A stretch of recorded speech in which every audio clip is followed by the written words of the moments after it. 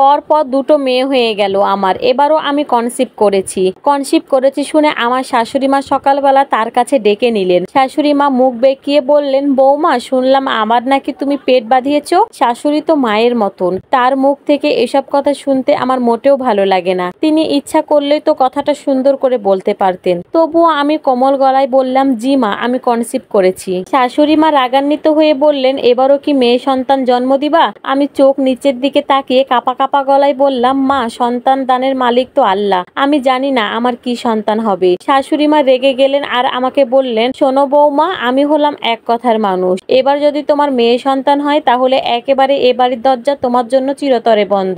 আমার ছেলে সন্তান চাই, বংশের উত্তরাধিকার চাই। উত্তরাধিকার না পাইলে তালাক, এক তালাক না, সোজা 3 তালাক। কথাটা বুঝতে পেরেছো? শাশুড়ির এই কথা শুনে আমার পুরো শরীর ভয়ে জমে গেছিল। আমি ওখান থেকে নড়তে পারছিলাম না, যেন মাটির নিচে আমার পা চিরতরে আটকে গেছে। শাশুড়ি মা তখন ধমক দিয়ে বললেন, কি ব্যাপার, এখানে খাম্বার মতো দাঁড়িয়ে আছো কেন? আমি চোখ ভরা জল নিয়ে শাশুড়ির কাছ থেকে চলে আসলাম। রাতে স্বামীকে বললাম, মা আজকে বলেছে আমার যদি মেয়ে সন্তান হয় তবে তিনি নাকি আমাকে তোমার বউ করে রাখবে না, আমাকে নাকি ডিভোর্স দিয়ে দিবেন। আমার স্বামী আমার কথার ধারের কাছেও গেল না। আমার স্বামী আমার কথার কোনো গ্রাহ্য না দিয়েই বলল, রাত কত হয়েছে দেখো তো। আমি বললাম, তোমাকে আমি একটা কথা বলেছি। তখন আমার স্বামী রেগে গিয়ে বলল, আমার কাছে তুমি পৃথিবীর সবকিছুই বলতে পারবে, কিন্তু আমার মায়ের ডিসিশনের বিরুদ্ধে কোনো কিছুই তুমি বলতে পারবে না, বুঝেছো? আমার স্বামীর মতো একজন এত শিক্ষিত মানুষের মুখে এই মেরুদণ্ডহীন কাপুরুষের কথা শুনে আমি যেন থ হয়ে গেলাম। ভাবতেই পারছি না আমার স্বামী আমার সাথে এভাবে কথা বলবে।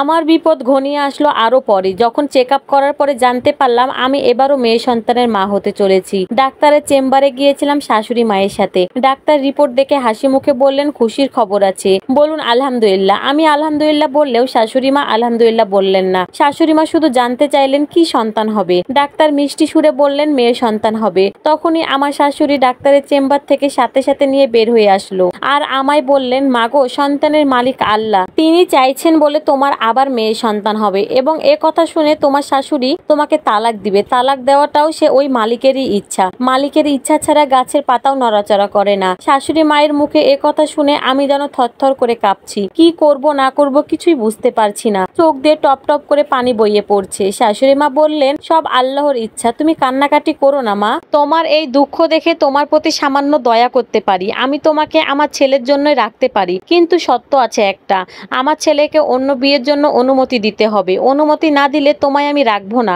আমার বংশের বাতি জ্বালানোর জন্য একটা ছেলে সন্তান দরকার, যেটা তুমি কোনোদিনও ছেলে সন্তান জন্ম দিতে পারবে না। ছেলে সন্তান জন্ম করাতে আমার ছেলেকে আরেকটা বিয়ে দেওয়াই লাগবে। আমি তো এই কথা শুনে অনবরত কান্না করতেই থাক আর হাত দিয়ে চোখের পানি মুছতে থাকছি। শাশুড়ি মায়ের কথায় কি জবাব দেওয়া উচিত তা আমি খুঁজে পাচ্ছি না।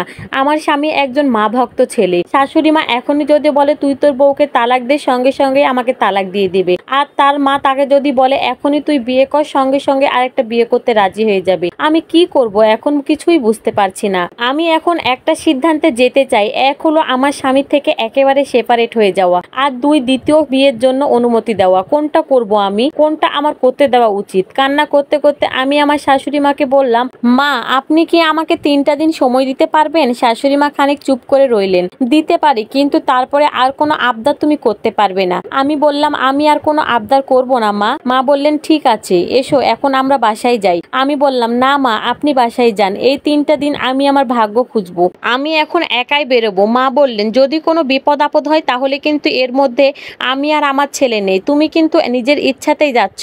শাশুড়ি মায়ের এই কথাটা শুনে বুঝলাম তিনি মনে মনে চাচ্ছে আমি যেন বিপদেই পড়ি, আমার কিছু একটা হয়ে গেলে তাদের মঙ্গল। আমাকে আর কিছু না বলে তিনি বাড়ির পথ ধরলেন আর আমি ধরলাম বাবার বাড়ির পথ। এই আধারের রাতে ভারী শরীর নিয়ে কাঁদতে কাঁদতে ফুটপাতের ওপর দিয়ে হাঁটছিলাম। বাড়ির দরজা ধাক্কা দিতেই বাবা দরজা খুলে দিলেন। বাবা ওপার থেকে বললেন, এত রাতে এই শরীর নিয়ে তুই একা একা? বাবাকে জড়িয়ে ধরে হাউমাউ করে কেঁদে উঠলাম। আমি কাঁদতে কাঁদতে বললাম, বাবা, আমার শাশুড়ি আমাকে ডিভোর্স দিতে চায় আর তোমার জামাই এও এটাতে রাজি। আর আমি যদি তোমার জামাইয়ের দ্বিতীয় বিয়েতে রাজি হই তাহলে তারা আমাকে রাখবে, না হলে রাখবে না। বাবা এ কথা শুনে কাপা কাপা কণ্ঠে বললেন, মগের মোল্লোক নাকি? ভাইয়া শুয়েছিলেন, ভাইয়াও এগিয়ে এলেন, সাথে সাথে ভাবিও আসলেন। ভাইয়া এসে বললেন, ওই পুরুষ তো একটা কাপুরুষ, মেরুদণ্ডহীন। ভাবি আমার হাত ধরলেন আর বললেন, ভয় পেও না, আমরা তো আছি। তুমি মেয়ে দুটোকে নিয়ে এখানে এসে পড়ো, ওরা ডিভোর্স দিয়ে দিক তোমাকে। এত কিছুর পরে ওইখানে থাকার কোনো প্রশ্নই আসে না। ভাইয়াও বললেন, কাল তুই তোর মেয়ে দুটোকে নিয়ে নিয়ে এখানে এসে পড়, ওইখানে থাকার কোনো মানে হয় না।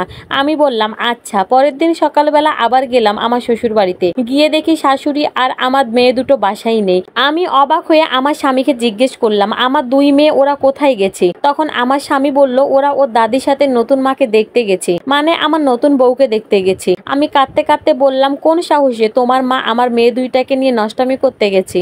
আমার স্বামী চ্যাত করে উঠলো রাগে আর বলল মেয়ে দুটো তোর নাকি রে? আমি বললাম হ্যাঁ শুধুই আমার, ওই মেয়ে দুটোর জন্য তুমি আমাকে ডিভোর্স দিচ্ছ। আমার স্বামী বলল আমি তোকে এই মেয়ে দুটোর জন্য ডিভোর্স দিচ্ছি না, আমি তোকে ডিভোর্স দিচ্ছি শুধুমাত্র মেয়ে সন্তান হয় তোর, তোর কখনো ছেলে সন্তান হয় না, এর জন্য তোকে ডিভোর্স দিচ্ছি। আর আমার মা তোকে একদমই সহ্য করতে পারে না। তখন আমি বললাম দোষটা আমার নয়, দোষটা তোমার। আমার স্বামী তখন হেসে উঠলো আর হেসে হেসে বলল নতুন বউটা আসুক, শুধু দেখবি বছর বছর ছেলে সন্তান জন্ম দিবে, তখন বুঝবি দোষটা কার ছিল। কিছুক্ষণ পর আমার শাশুড়ি আসলো, তার কাছে গিয়ে বললাম আমার মেয়েরা কই? আমার শাশুড়ি তখন উত্তর দিল ওই জন্য সাত সকালে চলে আসলি তোর সন্তানদের নিয়ে যাওয়ার জন্য। এরপর আমি আমার মেয়েদেরকে নিয়ে বাবার বাড়িতে চলে আসি, এরপর থেকেই বাবার বাড়িতে থাকি মেয়ে দুইটাকে নিয়ে।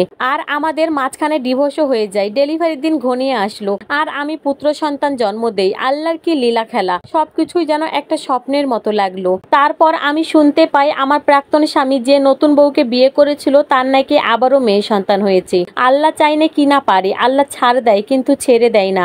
আর এই সম্পূর্ণ স্টোরিটা একটা আপুর লাইফ থেকে নেওয়া।